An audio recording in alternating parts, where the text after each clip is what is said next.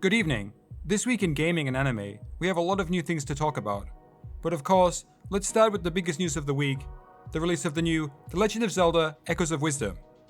Yesterday, Echoes of Wisdom was released globally, with thousands of players sharing their opinions and feelings online about the newest installment in the now near 40-year-old franchise. Many accredited reviewers have sung praises of the game, with scores of 9 out of 10 and 86%, but not everyone has been so kind. For example, only 3 out of 5 stars from the Video Games Chronicle and The Guardian. And fans are much the same, with many loving the charm of the game, with unique takes on engaging with enemies and thought-provoking problem solving, with others commenting on the oh-so-frequently heard problem the Switch has of poor frame rate. But what do you think? Is this game up there with the likes of Ocarina of Time and Breath of the Wild? Or is it missing that special something? Let us know in the comments. Then, on Wednesday, Nintendo released the overview trailer for the new Mario Party Jamboree. The game includes 7 boards, featuring 2 returning classics, my personal favorite Western Land, and also Mario's Rainbow Castle. Then there are over 110 minigames, new motion control games, 8-player online mode, a co-op culinary mode, and a 20-player race mode. So the new Mario Party Jamboree looks jam-packed with content. I'm super excited to have some friends over on its release, but how about you? Will you be getting the new Mario Party? Also, Nintendo have just announced their new museum will officially open from October 2nd. The museum will feature a range of exhibits from all throughout their history, with a large amount of interactive features too. I'm just hoping to go and buy one of these giant Wiimotes. By the way, this week marked the 135th birthday of Nintendo. Otanjoubi omedetou gozaimasu. Then finally, at the Tokyo Game Show this week, The Legend of Zelda Tears of the Kingdom picked up the Grand Award at the Japan Game Awards, as well as picking up the Best Sales Award and an Award for Excellence. Some other Award of Excellence winners included Mario Wonder, Persona 3 Reload, and Street Fighter 6, with Suika Game picking up the Movement Award. In TCG news, Pokemon has just announced some new cards from the upcoming set Super Electric Breaker. Look at how cute this Pikachu is. And on Tuesday in New York, a signed Mint 9 copy of Pokemon Illustrator sold at auction for $360,000. In gaming news this week, Ubisoft have officially delayed Assassin's Creed Shadows from November until February next year, with them also cancelling their upcoming appearance at Tokyo Game Show and press previews of the game as well. Let's just hope the delays lead to a greater product. The newest Persona game is also coming to Android, iOS, and PC, called Persona 5 The Phantom X. So far, this new free-to-play RPG has only been confirmed for Japan after its initial release in China earlier this year. But hopefully, a global release isn't too far away. Then, the upcoming fighting game, Fatal Fury, may have just taken the Strangest Collab of the Year award by announcing that it's partnering with football legend Cristiano Ronaldo. Whilst the details of the collab are yet unknown, let's just hope that Ronaldo himself will be a playable character.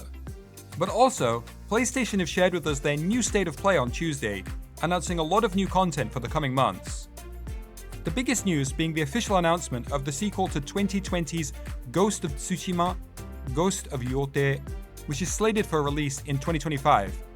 Meaning that with this and the new Assassin's Creed, fans of feudal Japanese games will be living well next year. And also, Monster Hunter Wilds got its official release date set as February 25th next year. Then, Keanu Reeves is joining Sonic X Shadow Generations as part of the new Sonic 3 movie pack coming out in October. Also, there's a new RPG game called Fantasian Neo Dimension coming in December, which is sure to be interesting for all you JRPG fans. Some other announced games include Dynasty Warriors Origins, releasing in January, the new Alan Wake 2, a new Stellar Blade, including a Nier Automata collab, a Horizon Zero Dawn remaster, and Hitman World of Assassination VR. Then finally, Sony announced the new PS5 Chroma collection, with pre-orders starting October 3rd. The Tokyo Game Show also brought some other exciting announcements, such as StarCraft Remastered and StarCraft 2 for Xbox Game Pass. Then, they also announced the most aesthetically pleasing game I've seen in a while, Tanuki Pond Summer. This post-delivery game is for sure one of the most charming upcoming games. But probably the most exciting announcement from Xbox's show is the new trailer for Metal Gear Solid Delta Snake Eater, a remake of the 2004 classic of the same name. In media news, there are also a couple interesting announcements this week. It's just been announced that Makoto Shinkai's beloved movie 5 centimeters per second is to be made into a live-action movie and is currently slated for fall 2025.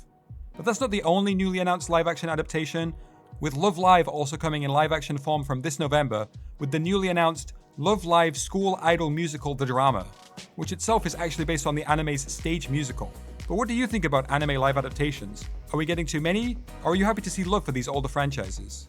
But now, let's look ahead to this weekend and into next week. Of course, the most highly anticipated event actually started today, and will conclude this Sunday, and that is Tokyo Game Show, with the likes of Sega and Bandai amongst hundreds of other booths displaying upcoming games and tech this weekend.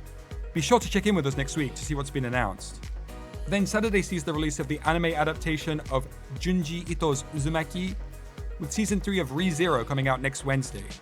And as for new games, we'll see the release of Master Detective Archives Raincode Plus and Sword Art Online Fractured Daydream. So be sure to subscribe for weekly gaming, anime, and Japanese culture news. And we hope you have a great rest of your day.